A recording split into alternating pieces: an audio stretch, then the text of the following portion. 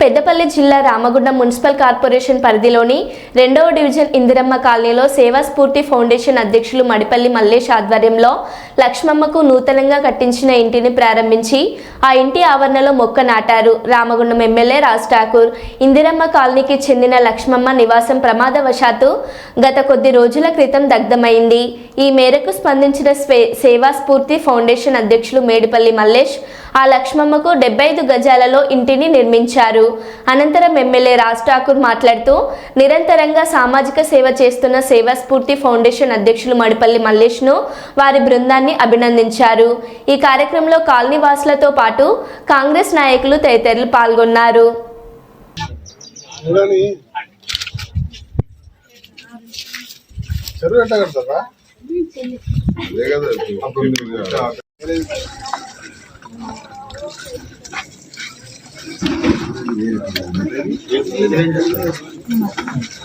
ఒక్క నిమిషం జరగండి.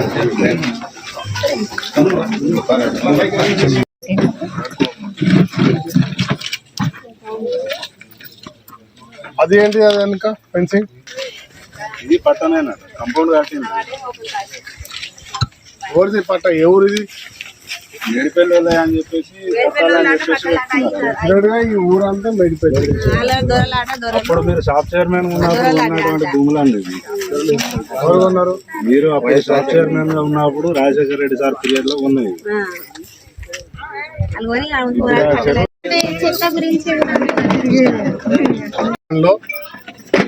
ఈరోజు డివిజన్ పర్యటనలో భాగంగా మరి ఇక్కడికి మల్లేష్ లక్ష్మమ్మ 10 రోజుల క్రితం వాళ్ళ ఇల్లు కాలిపోయి ఎక్కడి ఉండాలో తెలియని పరిస్థితులు ఉంటే ఆమె ఇక్కడ ఒక ఇల్లు కట్టించి ఒక రూమ్ ఉండడానికి బాత్రూమ్తో సహా కొంచెం ఓపెన్ ప్లేస్తో ఒక 60 గజాల మొత్తం 75 గజాల్లో వారికి ఏర్పాటు చేయడం జరిగింది. తను నిరంతరం సామాజిక సేవ చేస్తూ ఉన్నారు. అదే మాదిరిగా ప్రభుత్వ పక్షాన కూడా తప్పకుండా ఈ ప్రాంతంలో ఇప్పుడే చూస్తూ ఉన్నారు, అధికారులను ఆదేశిస్తూ ఉన్నా, చెరువులో ప్రమాదపరితంగా ఉండే విధంగా ఇండ్లు ఆక్యుపై చేసి పెట్టుకున్నారు. ఎవరైతే పాపం పేదవారు ఉంటారో వారిని కూడా తప్పుదారి పట్టించి కట్టించినట్టుగా కనబడుతూ ఉంది. వారికి సరైన ప్లేస్లో ఇల్లు ఇచ్చి ఈ ప్రాంతాన్ని బఫర్ జోన్గా పెట్టి గతంలో 2 పిల్లలు మునిగి చనిపోయినారు. ఇక్కడ కలెక్టర్ గారికి విజ్ఞాపి ఇప్పుడే మీ ద్వారా కూడా ఆదేశాలు వారితో మాట్లాడతాం.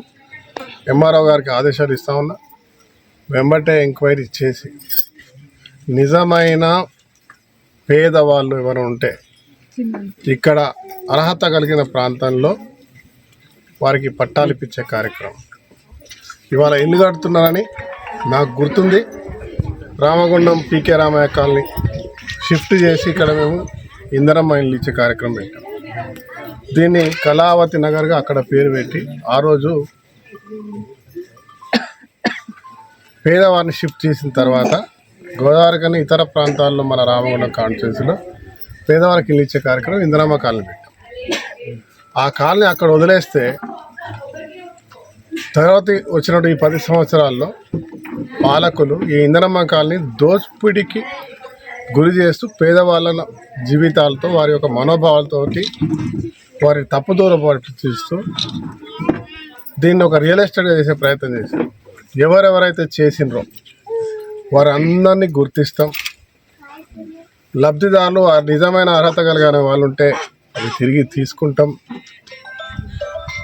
గతంలో తప్పుడు చేసినటువంటి వాళ్ళందరినీ గుర్తించి జైలుకు పంపడం ఖాయం. వాళ్ళు ఎంఆర్ఓ కానీ ఇంకెవరైనా కానీ ఏ అధికారి ఉన్నా కూడా దీని మీద పూర్తి సమగ్ర విచారణ జరిపిస్తాం. నేనే ఈరోజే కలెక్టర్ గారికి దరఖాస్తు చేయడం జరుగుతుంది. ఈ రోజు నుంచే దీనిపై పని ప్రారంభమవుతుంది.